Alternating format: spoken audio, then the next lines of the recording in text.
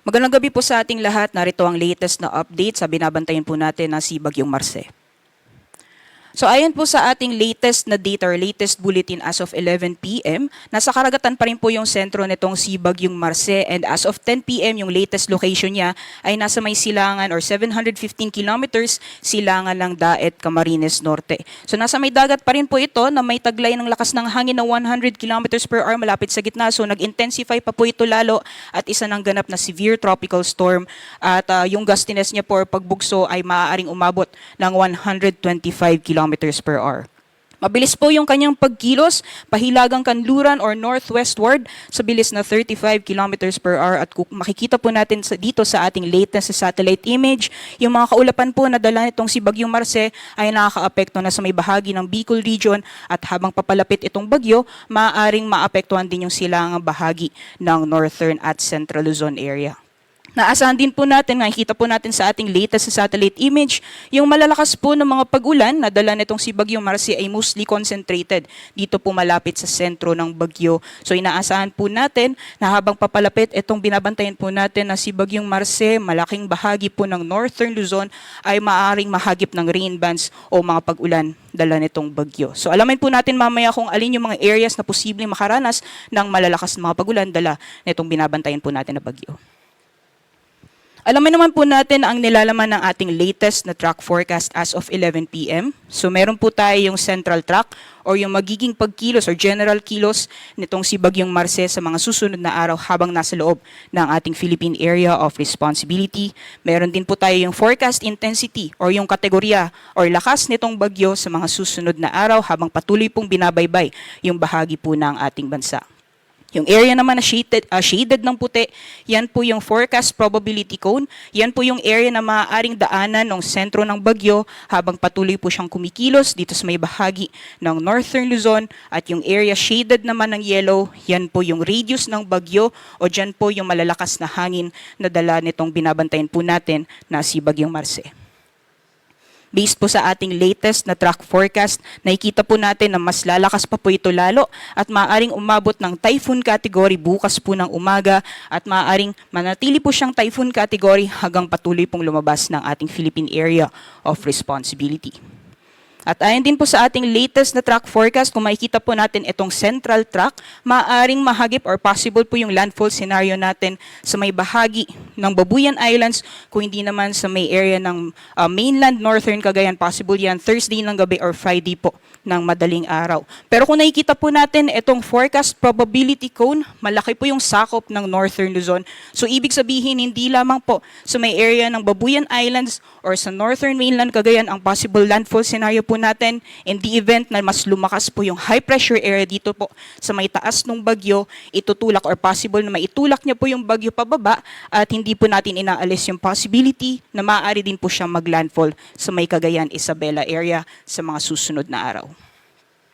Kita din po natin sa ating latest na track, mabilis po yung magiging kanyang pagkilos. Kanina nga po ay nasa 35 kilometers per hour yung magiging pagkilos nitong bagyo.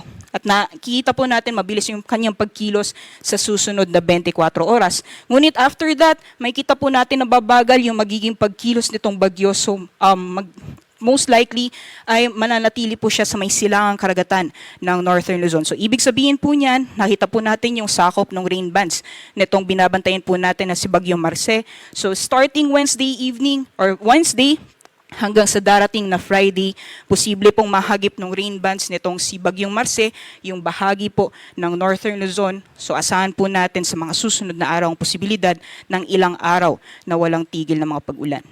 Kita din po natin sa ating latest na forecast na yung radius po nitong bagyo ay may kalakihan po yung sakop, especially sa northern bahagi or northern portion ng bagyo.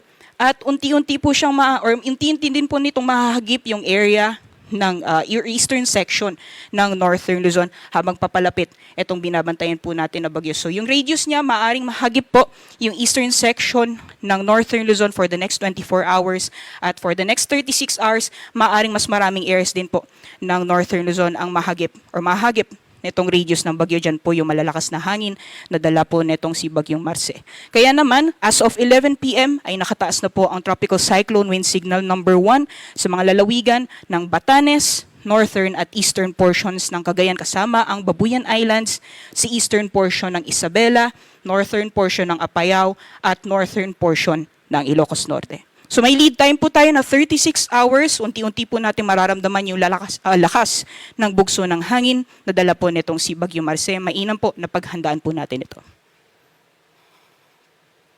So ito naman po yung ating latest na rainfall or pinaasahan po natin na malalakas na mga pag-ulan sa mga susunod na araw. Ayon po ito sa ating latest na weather advisory issued as of 11 p.m. Ito po yung 24-hour accumulated rainfall. Ibig sabihin po nito, ito yung total ng posibleng mabuhos na mga pag-ulan sa isang area within 24 hours. So simula po bukas, yung cause po nito is most likely yung rain bands na dala nitong si Bagyong Marce. So for tonight hanggang bukas po ng gabi, wala pa po tayong inaasahan na malalakas na mga pag-ulan. Ngunit magiging maulan pa rin po yung mga yung panahon. May mga light to moderate lamang at paminsan-minsan malalakas na mga pag-ulan ang inaasahan. Ngunit habang papalapit po itong si Bagyong Marce, simula po bukas ng gabi hanggang Wednesday po ng gabi, unti-unti na pong lalakas yung mga pag-ulan sa areas po ng Cagayan, Batanes at Apayao. Posible po yung total na 50 to 100 millimeters na mga pag-ulan.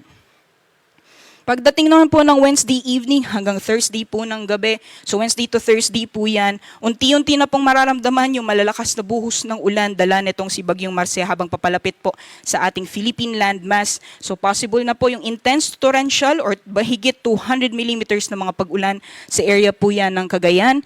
100 to 200 millimeters naman or heavy to intense rainfall sa may area po ng Apayao at Ilocos Norte.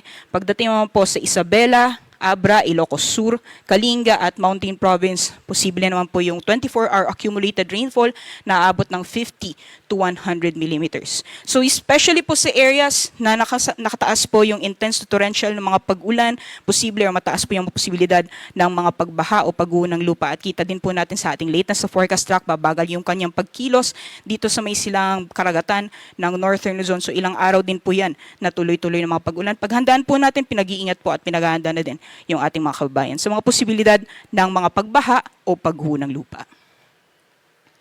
Ito naman po yung mga posibleng hangin na besides po yung areas na kung saan nakataas yung tropical cyclone wind signal number 1, makakaranas din po ng mahangin na panahon or bigla ang bugso ng hangin. So, simula po bukas yan hanggang sa darating na Thursday. Bukas po posible sa Ilocos Sur, Aurora, Quezon at Camarines Norte. Pagdating naman po ng Wednesday, sa areas po ng Ilocos Region, Quezon, Camarines Norte, Camarines Sur, at Catanduanes. At pagdating naman po ng Thursday, posible po yung mahangin na panahon sa may areas po ng Ilocos Region.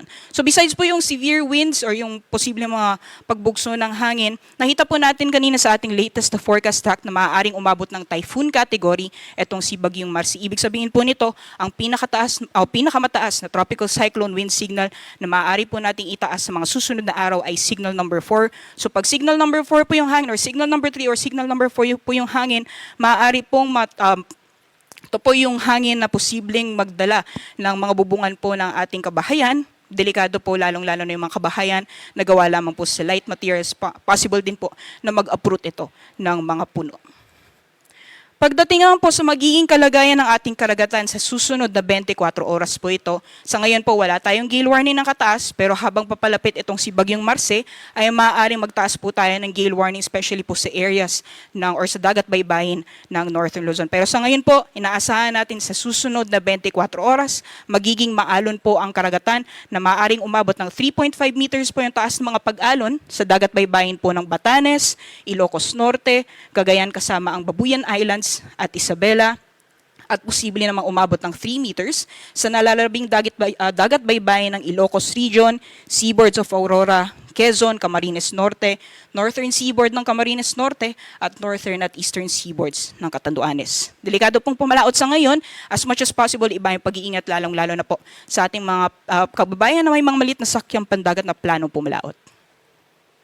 At yan lamang po latest mula dito sa Pag-asa Weather Forecasting Center. Patuloy po tayong mag-ingat. Magandang gabi po at maraming salamat.